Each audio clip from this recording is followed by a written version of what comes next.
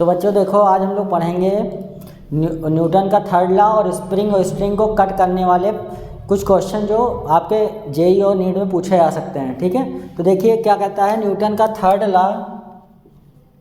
सबको पता है, to each and every action there is equal and opposite reaction. इसका मतलब अगर दो बॉडीज हैं, एक दूसरे के ऊपर फोर्स मान लो ये लगा रहा है F12, तो ये क्या हो जाएगा F21, force on 1 due to 2 equal to force on 2 due to 1। ये क्या होता है बेटा, यहाँ पे इक्वल एंड अपोजिट है, एक दूसरे के ऊपर फोर्स लग रहा है लेकिन डायरेक्शन क्या है एक दूसरे की अपोजिट, तो इक्वल एंड अपोजिट फोर्स लगाते हैं, न्यूटन का थर्ड लॉ कहता है। तो इसका एप्लीकेशन अगर हम जाएं कि एक अर्थ पे देखिए, अगर ग्रेविटी फोर्स किधर लगाती है, नीचे की तरफ, mg नीचे की तरफ लगता है, ऊपर क्या लगता है नॉर्मल रिएक्शन फोर्स। अगर यहाँ भी ध्यान से देखें हम तो normal reaction force equal to mg है। ठीक है, एक दूसरे का इक्वल और अपोजिट है, फिर भी ये दोनों एक्शन रिएक्शन फोर्स नहीं है, क्योंकि जो नॉर्मल रिएक्शन लगता है वो इलेक्ट्रोमैग्नेटिक फोर्स है और जो mg लगता है वो ग्रेविटी का फोर्स है। बेटा न्यूटन थर्ड के लॉ के साथ एक कंडीशन ये भी है कि दोनों बॉडीज़ पे सेम टाइप का फोर्स लग रहा होगा, तभी हम उसको एक्शन रिएक्शन फोर्स बोलेंगे। ठीक है, तो ये न्यूटन का थर्ड लॉ है। इसके कुछ क्वेश्चन देखिए कैसे आते हैं। जैसे मान लिया क्या है, इसमें सबसे बेसिक एग्जाम्पल देखिए, आपको कई जगह पे HCB वगैरह मिल जाएगा। जैसे आप देखें एक स्ट्रिंग है, ठीक है, इस स्ट्रिंग पे आपको चढ़ना है, तो इस पे आपको अगर चढ़ना है तो क्या होगा, आप अपने वेट इस पे mg इक्विलिब्रियम में इसमें टेंशन जो होना चाहिए वो किसके बराबर होना चाहिए, आपके वेट के बराबर। टेंशन इज इक्वल टू किसके बराबर होना चाहिए, mg के। जब आप टेंशन के बराबर इस पर फोर्स लगाएंगे, फोर्स लगा के पकड़ेंगे तभी टंगे रह पाएंगे। अब बेसिकली इसका बहुत एप्लीकेशन पेंटिंग वगैरह में होता है। कैसे देखिए कि टेंशन से हम क्या करते हैं, जो अपना एफर्ट है उसको रिड्यूस करते हैं। जैसे एक्चुअली जब पेंटिंग का काम होता है तो आप वहाँ पे देखेंगे अगर, तो क्या होगा, एक इस तरह से स्ट्रिंग होगी, एक पुली लगा दिया जाता है इस पर, ठीक है, पुली पे वो क्या बांध लेता है, पट्टा। इस तरह से एक पट्टा बांधने के बाद वो क्या करता है कि उस पर लटक जाता है और काम करता है। तो क्या करता है वो, देखिए एक पट्टा लगा लेता है, इस पर खुद खड़ा हो जाता है ऐसे, ठीक, और एक स्ट्रिंग को ये अपने हाथ से पकड़ लेता है, ठीक,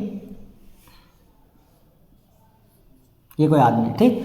तो इस समय देखिए बेसिकली इसको अगर हम समझें इस सवाल को, तो क्या होगा, इस पे टेंशन T ऊपर लगेगा और ये नीचे भी टेंशन T लगेगा, ऐसे ऊपर भी T और नीचे भी T। स्ट्रिंग पर टेंशन इस तरह से लगाएगा कुछ, ठीक।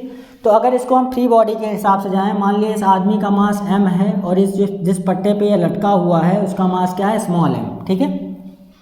तो बेसिकली इसको अगर सवाल को समझें तो क्या करता है, कैसे अपना एफर्ट रिड्यूस करता है। अगर इक्विलिब्रियम में देखें ये टंगा हुआ है तो उस समय क्या होगा, जो टेंशन इज इक्वल टू, यहाँ पे देखिए 2t ऊपर लग रहा है, 2t इक्वल टू किसके होना चाहिए, m प्लस m इंटू जी के, ठीक है। अब बेसिकली अगर मास को मैं बहुत छोटा मान लूँ तो इसको टेंशन कितना लगाना पड़ेगा, m plus m into g by 2।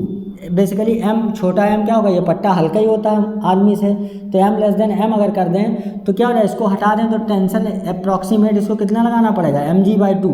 यानी जहाँ ये पूरा वेट लटकने के लिए mg टेंशन इसको लगाना पड़ रहा था, मुश्किल काम था, वहाँ पे क्या कर रहा है, mg बाई 2 लगा ले रहा है, ठीक है। अब इसको क्या करते हैं कि इसके सवाल कैसे आते हैं, देखिए सवाल इसमें कैसे आएंगे बेटा।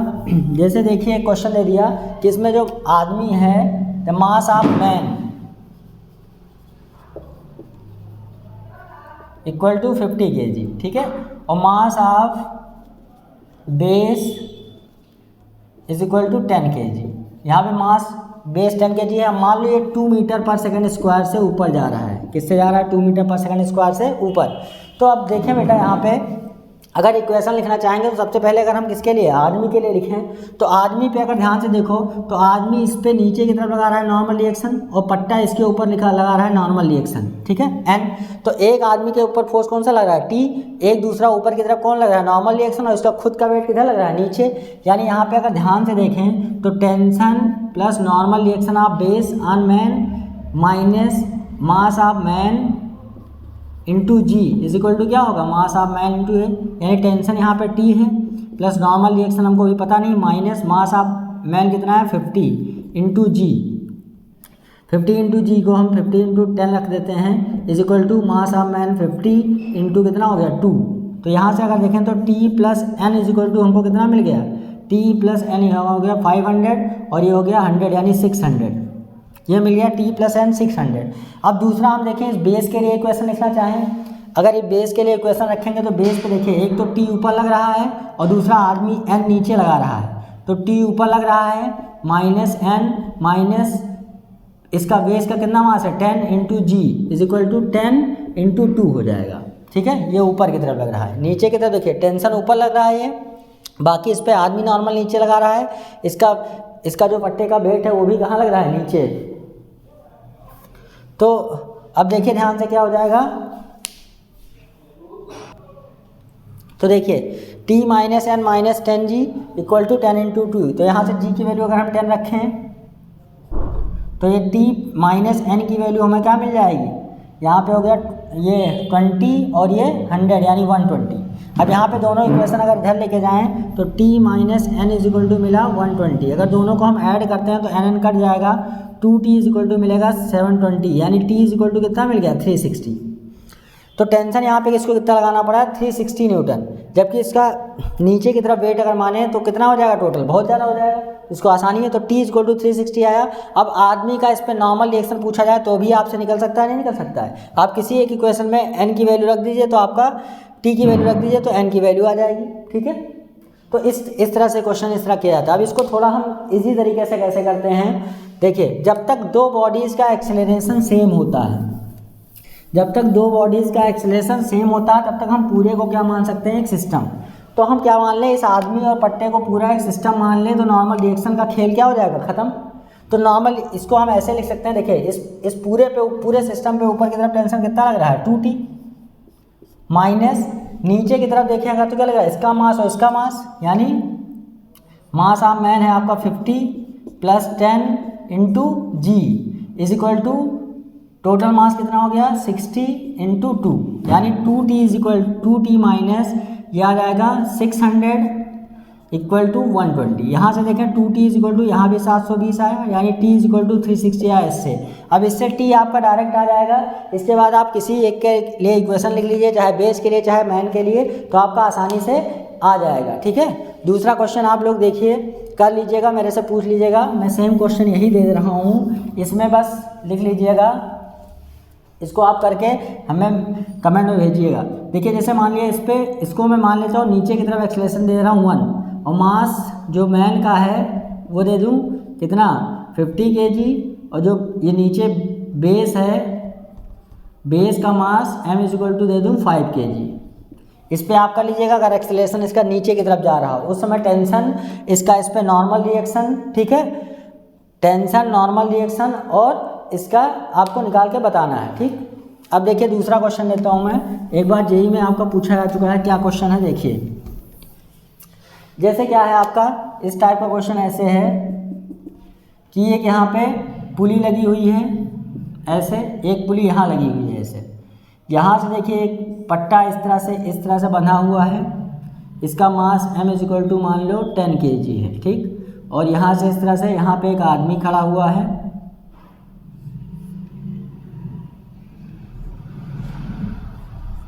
ये मैन खड़ा हुआ है इस पे। ठीक है, इसने अपने एक हाथ से इस स्ट्रिंग को पकड़ के रखा है और एक हाथ से इस स्ट्रिंग को पकड़ के रखा है।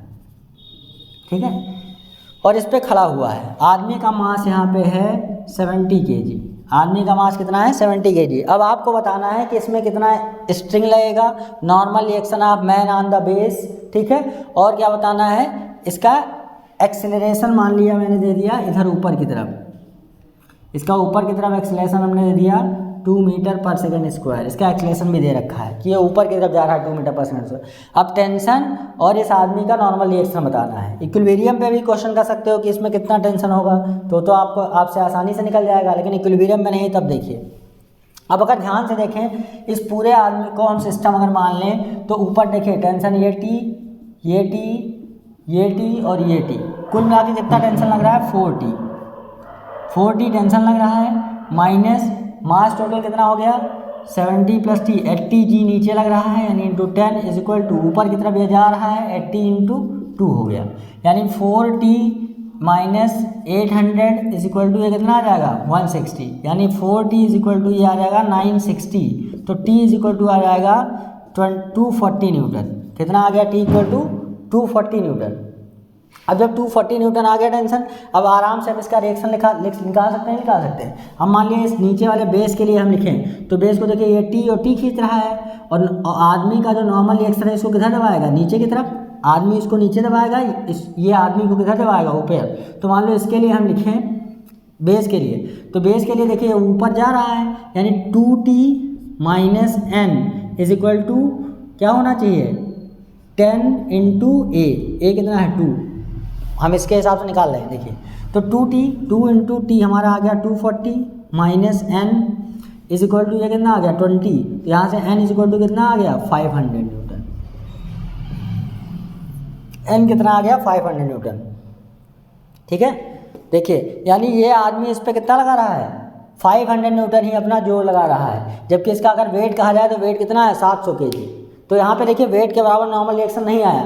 जब यहाँ पे रिलेटिव मोशन होगा, चल रहा होगा, उस समय नॉर्मल रिएक्शन इसका mg के बराबर नहीं आएगा। अगर ये रुका होता तो इसका normal reaction equal to mg आ जाता आपका, ठीक है। तो इस तरह के क्वेश्चन हैं कुछ, आप एच.सी. वर्मा के क्वेश्चन करिएगा, जैसा हो हमको बताइएगा। अब देखिए थोड़ा हमने बताया था स्प्रिंग और स्ट्रिंग वाला, थोड़ा हमको ध्यान से समझना कॉन्सेप्ट, इसके भी सवाल आपके एग्जाम में आते हैं। जैसे बेटा कोई स्प्रिंग है, आपने स्प्रिंग देख रखा है, एक मैं हूँ यहाँ पे, कोई भी खड़ा है आपका, ये स्प्रिंग पकड़ के खड़ा है, और यहाँ पे क्या है एक ब्लॉक है, ठीक है, ये ब्लॉक रखा है इसे। अब इसने खींच रखा है, ये मान लिया m मास का ब्लॉक है, तो इसने इधर को खींच रखा है, इसने इधर को खींच रखा है, तो इस पर kx फोर्स यहाँ भी है और kx फोर्स यहाँ भी है। स्प्रिंग भी अपनी तरफ kx फोर्स लगा रहा होगा ऐसे, ठीक। तो इसमें क्या होता है बेटा, जब भी हम इसको छोड़ते हैं, मान लिया यहाँ हमने पकड़ा था, इस पर जो एक्सटर्नल फोर्स है, एक्सटर्नल फोर्स को हटा दिया, तो छोड़ेंगे तो आप ये इधर की तरफ चलेगा, लेकिन यहाँ पे इंस्टेंटली स्प्रिंग का फोर्स चेंज नहीं होता, क्योंकि ये ब्लॉक का मास होता है, इसको यहाँ से अपनी लेंथ को चेंज करने में कुछ टाइम लगेगा, ठीक है। तो टाइम लगता है, जिसकी वजह से यहाँ पे क्या होगा, instantly spring do not change force. यहाँ पे स्प्रिंग का फोर्स जो रहेगा वो क्या रहेगा, kx। फोर्स स्प्रिंग का यहाँ पे क्या रहेगा, इसको तुरंत छोड़ने के बाद, इस पर फोर्स क्या रहेगा, kx। उसके हिसाब से हम एक्सीलरेशन निकालेंगे इसका। इस पर अगर देखें तो यहाँ पे देखिए क्या होता है, चूँकि आपका जो स्प्रिंग होती है वो कैसी होती है, मासलेस, तो इस पर यहाँ पे instantly force F equal to क्या हो जाता है ma, और यहाँ पे मास 0, तो ये क्या हो गया 0, यानी फोर्स क्या होता है 0।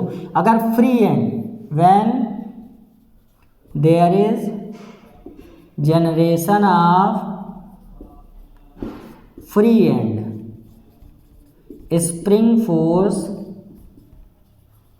Become 0 instantly. ये क्या हो जाता है, उस समय स्प्रिंग फोर्स इंस्टेंटली आपका क्या हो जाता है 0, ठीक है। अब इनके बेसिस पे क्वेश्चन पूछे गए, ठीक है। देखिए जैसे आपसे क्वेश्चन आ जाए, एक क्वेश्चन ऐसा है, देखिए ये आपका स्प्रिंग है, यहाँ से एक मास है 1 kg, ठीक है, यहाँ पे एक स्प्रिंग है और यहाँ पे क्या है 2 kg, ये सस्पेंड हुए हैं। अब मैं पूछूं कि इसको हम आप क्या करें, यहाँ से काट दें,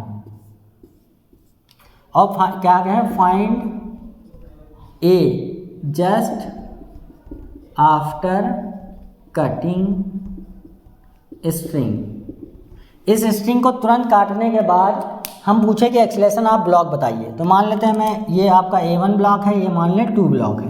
तो देखिए बेटा ये नीचे की तरफ कितना लगा रहा होगा 20 न्यूटन, 2G फोर्स लगाएगा, दैट इज 20 न्यूटन, जी की वैल्यू 10 ले रहे हैं, ठीक।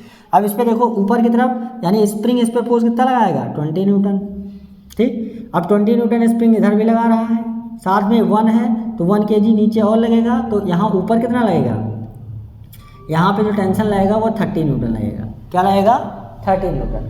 तो बेटा स्ट्रिंग को जैसे काटते हैं उसका टेंशन 0 हो जाता है, कभी भी स्ट्रिंग को काटेंगे तो उसका टेंशन तुरंत 0 हो जाएगा। तो यहाँ पे टेंशन, जब इसको कट करने के बाद टेंशन इसका क्या हो गया 0, लेकिन ये वाला स्प्रिंग फोर्स यहाँ से देखिए ये फ्री एंड जनरेट हुआ, फिर भी क्या है ब्लॉक लगा है, इसलिए क्या होगा, इसका इंस्टेंटली स्प्रिंग फोर्स 20 से रिड्यूस नहीं होगा। तो यहाँ पे 20 न्यूटन लग रहा है, तो इस वाले का एक्सीलरेशन क्या हो जाएगा, इस एक्सीलरेशन 0, तो यानी A1 क्या हो जाएगा हमारा सीधे 0, इंस्टेंटली A1 का एक्सेलरेशन क्या रहेगा 0, क्योंकि इस पर जो फोर्स नीचे था ऊपर था कुछ नहीं हुआ। ऊपर वाले को देखें तो इस पर क्या हुआ, स्प्रिंग का फोर्स तुरंत 0 हो गया, लेकिन नीचे की तरफ क्या लगा रहा है 20 न्यूटन। 20 न्यूटन नीचे लग रहा है, किसका है, स्प्रिंग की वजह से, प्लस इसका 1G और लगेगा, तो नीचे की तरफ इस पर नेट फोर्स कितना हो जाएगा 30 Newton. 30 Newton equal to 1A, तो A इज इक्वल टू इसका कितना आएगा 30 मीटर पर सेकंड स्क्वायर। ये स्प्रिंग नीचे आएगी इससे 30 मीटर पर सेकंड, तो A2 कितना आ जाएगा आपका 30 मीटर, क्योंकि स्प्रिंग का फोर्स 20 था वो 20 ही रहेगा, प्लस इसका 1G नीचे लगने लगा, तो नेट फोर्स का इस तरह से आ गया। ठीक, ऐसे देखिए दूसरा क्वेश्चन में ले लूँ, यही सेम सवाल अगर मैं लूँ और कह दूँ कि स्प्रिंग को हम यहाँ से ना काट के, फिर यही सेम क्वेश्चन पूछा गया है कि अब क्या करें, हम इसको यहाँ से कट कर दें, इसको क्या करें यहाँ से कट करें। तो जब यहाँ से देखिए कट करेंगे तो हमने क्या देखा है, यहाँ पे फ्री एंड जनरेट होगा। जब फ्री एंड जनरेट होगा तो ये स्प्रिंग फोर्स तुरंत क्या हो जाएगा 0। फ्री एंड जनरेट होने पर ये 20 न्यूटन क्या हो जाएगा 0, यानी 20 न्यूटन से नीचे जाएगा, तो सीधे इसका एक्सेलरेशन क्या हो जाएगा उस समय A1 क्या हो जाएगा G। ठीक, A2 पे आ जाइए, देखिए यहाँ पे स्प्रिंग का फोर्स 20 न्यूटन गायब हो गया। ठीक है, यहाँ पे 20 न्यूटन क्या हो गया सीधे गायब। अब इस पे नीचे की तरफ कितना लग रहा है 1G और ऊपर भी 1G, तो इसका एक्सेलरेशन अब क्या हो गया 0, और यहाँ पे टेंशन कितना हो गया 110 न्यूटन, इस पे टेंशन हो गया 10 न्यूटन और A क्या हो गया 0। अभी तक इस पे टेंशन कितना था, यहाँ पे 30 न्यूटन लग रहा था, तो यहाँ पे टेंशन इंस्टेंटली चेंज हो गया, वो कितना हो गया आपका, यहाँ पे इसको कट करने के बाद ये टेंशन तो इंस्टेंटली रिड्यूस हो जाता है, 10 न्यूटन हो गया, और A कितना हो गया आपका 0, इसका एक्सेलरेशन क्या हो गया 0, ये इससे भागा। ठीक, इसी तरह से दूसरा सवाल अगर ले लें कोई, मान लीजिए सवाल आपका ऐसा आ जाए, एक स्प्रिंग है ये 1 kg, यहाँ पे देखिए दूसरी स्प्रिंग लगा दीजिए ये 2 kg, और यहाँ पे फिर ये 3 kg ऐसे है, और इसको मैं कह दूँ कि आप यहाँ से काट दीजिए, यहाँ से काट दीजिए। तो इसको जब यहाँ से कट करेंगे तो क्या होगा, देखिए ध्यान से, पहले एनालाइज करें, इस पर नीचे की तरफ कितना लग रहा है 300 न्यूटन, तो ये ऊपर की तरफ लगाएगा 30 न्यूटन, तो ऊपर ये 30 न्यूटन, तो ये नीचे 30 न्यूटन। ठीक है, तो यहाँ पे देखिए 2G और लग रहा है, तो स्प्रिंग फोर्स यहाँ पे कितना हो जाएगा 20 + 30 कितना 50 न्यूटन, ये नीचे की तरफ लगाएगा 50 न्यूटन, तो इस स्प्रिंग पे फोर्स कितना हो जाएगा 30 और मिला के यहाँ पे हो जाएगा, स्प्रिंग लगाएगा इस पर 60 न्यूटन, ये आ गया, ये फोर्स आ गया। अब देखिए जब आपने इसको कट किया यहाँ से, तो यहाँ पे क्या हुआ फ्री एंड जनरेट हुआ। जब फ्री एंड जनरेट होगा तो स्प्रिंग फोर्स तुरंत क्या हो गया यहाँ का 0। जब यहाँ का स्प्रिंग फोर्स 0 हो गया बेटा, तो ये दोनों कैसे गिरेंगे, यहाँ का फोर्स 0 जब हो गया तो ये दोनों कैसे, दोनों एज अ फ्री बॉडी हो गए, तो दोनों का एक्सेलरेशन यहाँ पे 1 और 2 दोनों का A1 = A2 = G हो जाएगा, और यहाँ पे टेंशन क्या हो जाएगा 0, क्योंकि देखिए ये फ्री फॉल होने लगा ना। ये तो ऐसे सीन हुआ कि आपके सर पे बैग लाद के छत से छोड़ दिया जाए, तो सर के ऊपर आपका बैग कोई नॉर्मल रिएक्शन फोर्स नहीं लगाता है, तो यहाँ पे टेंशन तुरंत क्या हो जाएगा 0, और यहाँ पे एक्सेलरेशन दोनों का नीचे क्या हो जाएगा G। अब आ रहे इस ब्लॉक पे, इस ब्लॉक को अगर ध्यान से देखें बेटा, नीचे वाला आप क्या स्प्रिंग को कट कर दिया, तो ये फोर्स इंस्टेंटली क्या हो गया 0, लेकिन ये फोर्स 0 तुरंत नहीं होगा, तो ऊपर की तरफ लग रहा है कितना 60 माइनस नीचे की तरफ कितना लगेगा 1G, यानी 10 इक्वल टू क्या हो जाएगा 1A, तो A = क्या आ जाएगा 70 मीटर पर सेकंड स्क्वायर से ऊपर जाएगा, ये कितने जाएगा 50 60 - 1 50 मीटर पर सेकंड स्क्वायर से ये स्प्रिंग ऊपर की तरफ जाएगी, अगर ये 1 kg रहा तो। ठीक है, तो इस तरह से क्वेश्चन आपके आ सकते हैं कहीं से भी कट करने के लिए। तो कट करने वाले 2-4 क्वेश्चन आप कर लीजिएगा। ठीक है, जो ना है मेरे से पूछ लीजिएगा, HC वर्मा वगैरह क्वेश्चन करिएगा, इसी टाइप के नीट जेईई में पूछे जाते हैं। ठीक है, आज के लिए इतना ही थी। कल से हम सुबह की मॉर्निंग वाले जो लाइव लेक्चर है उसमें आपका फ्रिक्शन शुरू करेंगे। ठीक है, धन्यवाद।